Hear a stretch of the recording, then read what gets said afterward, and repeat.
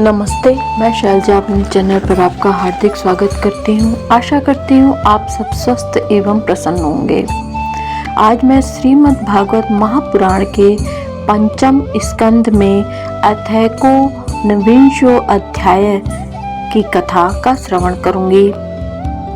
कथा है किंप पुरुष तथा भारतवर्ष का वर्णन।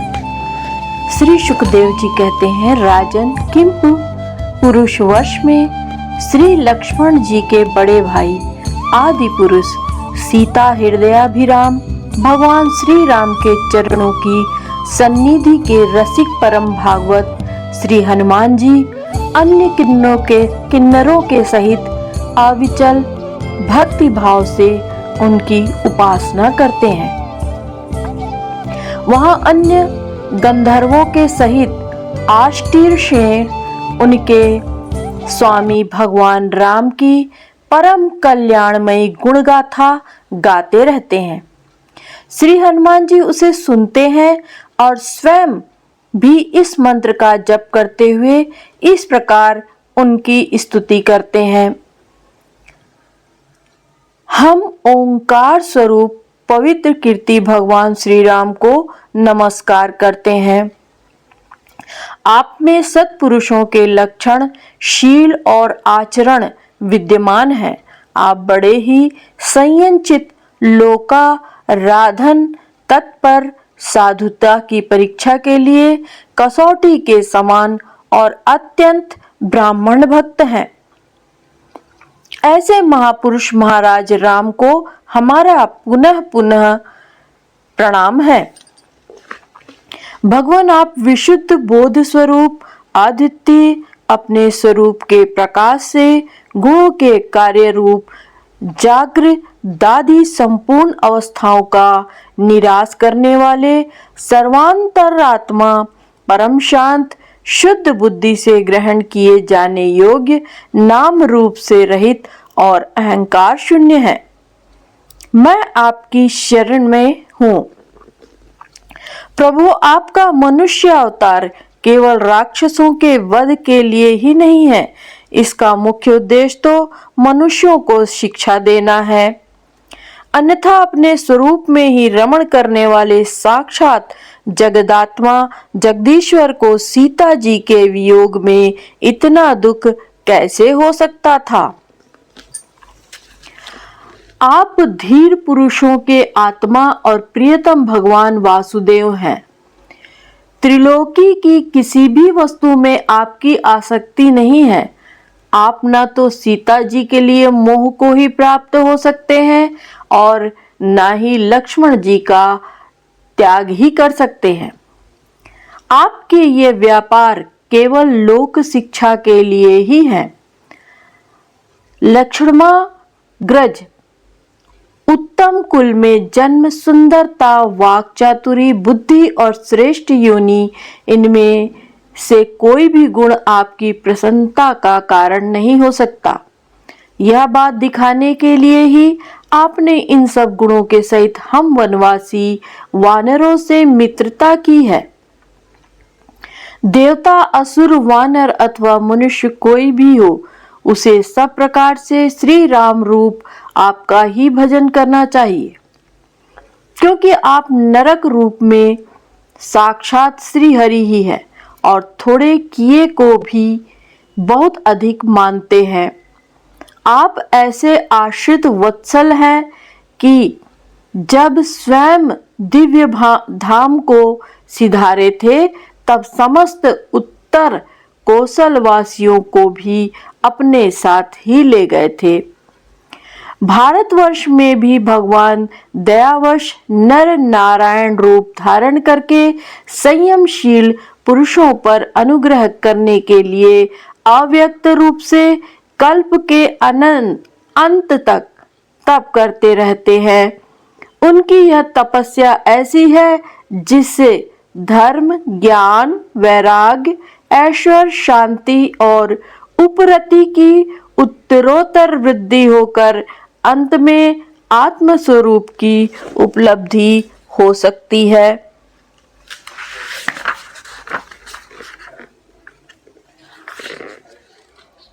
वहां भगवान नारद जी स्वयं श्री भगवान के ही कहे हुए सांख्य और योग शास्त्र के सहित भगवान महिमा को प्रकट करने वाले पांच रात्र दर्शन का सावर्णी मुनि को उपदेश करने के लिए भारतवर्ष की वर्णाश्रम धर्मावलंबी प्रजा के सहित अत्यंत भक्ति भाव से भगवान श्री नर नारायण की उपासना करते और इस मंत्र का जप तथा स्रोत को गाकर उनकी स्तुति करते हैं।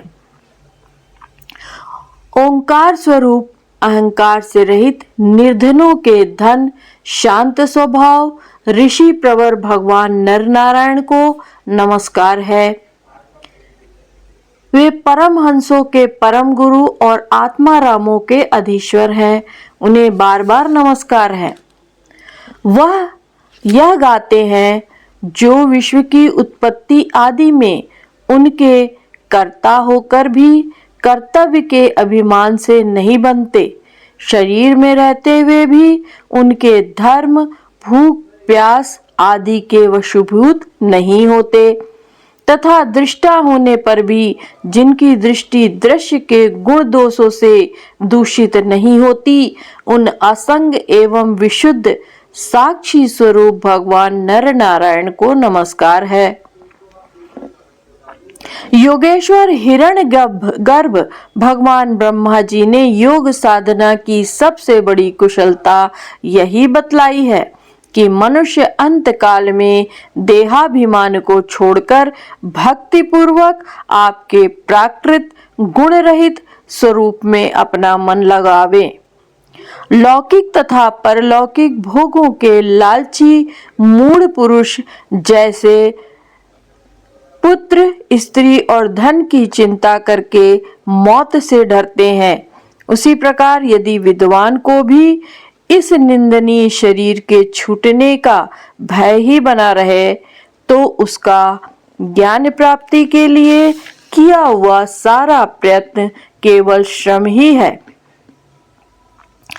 अतः अधोक्षज आप हमें अपना स्वाभाविक प्रेम रूप भक्ति योग प्रदान कीजिए, जिससे कि प्रभु इस निंदनीय शरीर में आपकी माया के कारण बद्धमूल हुई दुर्भेद्य अहंता ममता को हम तुरंत काट डालें। राजन, इस भारतवर्ष में भी बहुत से पर्वत और नदियां हैं, जैसे मलय, मंगल प्रस्थ, मैनाक, त्रिकूट, ऋषभ, कूटक, कोल्लक, सद्य, देवगिरी, ऋषिमुख, त्रिशैल, वेंकट, महेंद्र, वारीधार, विंध्य, शुक्तिमान, त्रिक्षगिरी, परियात्र, द्रोण, चित्रकूट, गोवर्धन, रैवतक, कुकुब, ककुब, नील, गोकामुख, इंद्रकील और कामगिरी आदि। इसी प्रकार और भी सैकड़ों हजारों पर्वत हैं। उनके तट प्रांतों से निकलने वाले नद और नदियां भी अगणित हैं। ये नदियां अपने नामों से ही जीव को पवित्र कर देती हैं और भारतीय प्रजा इन्हीं के जल में स्नान आदि करती हैं। उनमें से मुख्य मुख्य नदियां ये हैं: चंद्रवसा, ताम्रपर्णी, अवटोदा, कृतमाला, वैहायसी, कावेरी, वेणी, पयस्विनी, शर्करावर्ता, तुंगभद्रा, कृष्णा, वेण्या, भीमरथी, गोदावरी, निविंध्या, पयोष्णी, तापी, रेवा, सुरसा, नर्मदा, चरमवती, सिंधु, अंध और शोण नाम के नद, महानदी, वेद स्मृति, ऋषिकुल्या, त्रिसामा, कौशिकी, मंदाकिनी, यमुना, सरस्वती, दृशद्वती, गोमती, सरयू, रोधस्वती, सप्तवती, सुषोमा, शतद्रु, चंद्रभागा, मरुदवृद्धा, वितस्ता, आशिकनी और विश्वास। इस वर्ष में जन्म लेने वाले पुरुषों को ही अपने किए हुए सात्विक, राजस और तामस कर्मों के अनुसार क्रमशः नाना प्रकार की दिव्य मानुष और नारकी योनियां प्राप्त होती हैं, क्योंकि कर्मानुसार सब जीवों को सभी योनियां प्राप्त हो सकती हैं। इसी वर्ष में अपने वर्ण के लिए नियत किए हुए धर्मों का विधिवत अनुष्ठान करने से मोक्ष तक की प्राप्ति हो सकती है।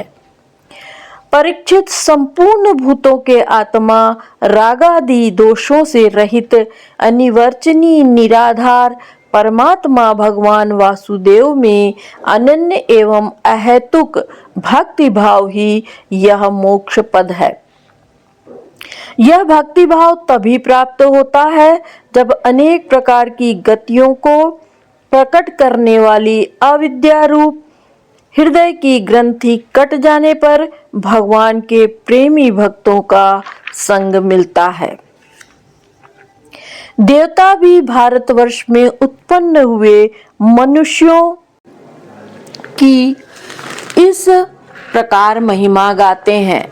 आहा, जिन जीवों ने भारतवर्ष में भगवान की सेवा योग के योग्य मनुष्य जन्म प्राप्त किया है, उन्होंने ऐसा क्या पुण्य किया है, अथवा इन पर स्वयं श्री हरि ही प्रसन्न हो गए हैं। इस परम सौभाग्य के लिए तो निरंतर हम भी तरसते रहते हैं। हमें बड़े कठोर यज्ञ, तप, व्रत और दान आदि करके जो यह तुच्छ स्वर्ग का अधिकार प्राप्त हुआ है, इससे क्या लाभ है।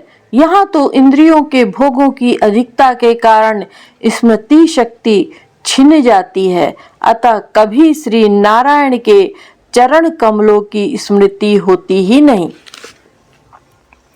यह स्वर्ग तो क्या, जहाँ के निवासियों की एक एक कल्प की आयु होती है, किंतु जहाँ से फिर संसार में चक्र में लौटना पड़ता है, उन ब्रह्मालोक आदि की अपेक्षा भी भारतवर्ष, भारत भूमि में थोड़ी आयु वाले होकर जन्म लेना अच्छा है, क्योंकि यहाँ धीर पुरुष एक क्षण में ही अपने इस मर्त शरीर से किए हुए संपूर्ण कर्म श्री भगवान को अर्पण करके उनका अभय पद प्राप्त कर सकता है।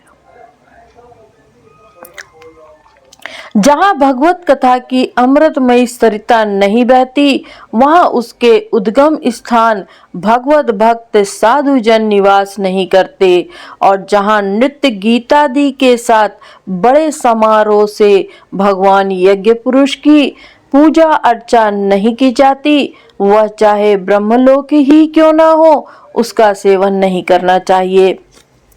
जिन जीवों ने इस भारतवर्ष में ज्ञान, विवेक, बुद्धि, तदनुकूल कर्म और उस कर्म के उपयोगी द्रव्यादि सामग्री से संपन्न मनुष्य जन्म पाया है, वे यदि आवागमन के चक्र से निकलने का प्रयत्न नहीं करते, तो व्याध की फांसी से छूटकर भी फलादि के लोभ से उसी वृक्ष पर विहार करने वाले वनवासी पक्षियों के समान फिर बंधन में पड़ जाते हैं।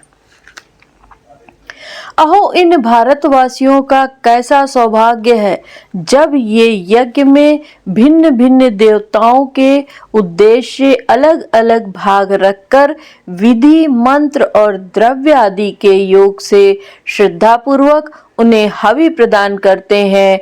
तब इस प्रकार इंद्रादि भिन्न भिन्न नामों से पुकारे जाने पर संपूर्ण कामनाओं के पूर्ण करने वाले स्वयं पूर्ण काम श्री हरि ही प्रसन्न होकर उस हवि को ग्रहण करते हैं। यह ठीक है कि भगवान सकाम पुरुषों के मांगने पर उन्हें अभिष्ट पदार्थ देते हैं, किंतु यह भगवान का वास्तविक दान नहीं है, क्योंकि उन वस्तुओं को पा लेने पर भी मनुष्य के मन में पुनः कामनाएं होती ही रहती हैं। इसके विपरीत जो उनका निष्काम भाव से भजन करते हैं, उन्हें तो वे साक्षात अपने चरण कमल ही दे देते हैं, जो अन्य समस्त इच्छाओं को समाप्त करने वाले हैं। अतः अब तक स्वर्ग सुख भोग लेने के बाद हमारे पूर्वकृत यज्ञ, प्रवचन और शुभ कर्मों से यदि कुछ भी पुण्य बचा हो, तो उसके प्रभाव से हमें इस भारतवर्ष में भगवान की स्मृति से युक्त मनुष्य जन्म मिले। क्योंकि श्री हरि अपना भजन करने वाले सब प्रकार से कल्याण करते हैं, अपना भजन करने वाले का सब प्रकार से कल्याण करते हैं।